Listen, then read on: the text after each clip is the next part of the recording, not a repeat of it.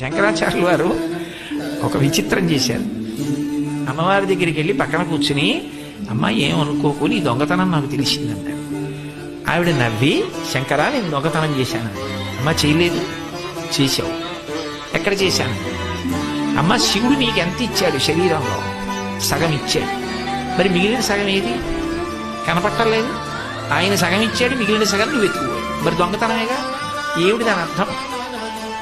గొప్ప తత్వం చెప్పారు. శంకరుడు తెల్లగా ఉంటాడు, స్ఫటిక మణి నిభం. సగం శరీరం పుచ్చుకో అన్నాడు పార్వతీదేవి. ఆవిడ సగం వచ్చింది. ఆవిడ ఎర్రటి తల్లి సగానికి వచ్చి సగం శరీరం తీసుకుంది. ఇంత ఎర్రటి తల్లి సగానికి వస్తే పక్క తెలుపు మీద ఎర్ర కాంతి కొట్టేస్తుందా? కొట్టేదా? కొట్టేసింది. ఆ కొట్టేసేటప్పటికి మిగిలిన తెలుపు కనపడ్డం మానేసింది. శంకరాచార్యులు అన్నారు, నీ ఎరుపులో తెలుపు మునిగిపోయిందమ్మా, మిగిలిన సగం కూడా అపహరించేసావు. దొంగతనం కాదు, దర్శనం. ఇక్కడి నుంచి అర్ధనారీశ్వర స్వరూపాన్ని దర్శనం చేసి మన చేత చేయిస్తుంటారు శంకరాచార్యులు వారు.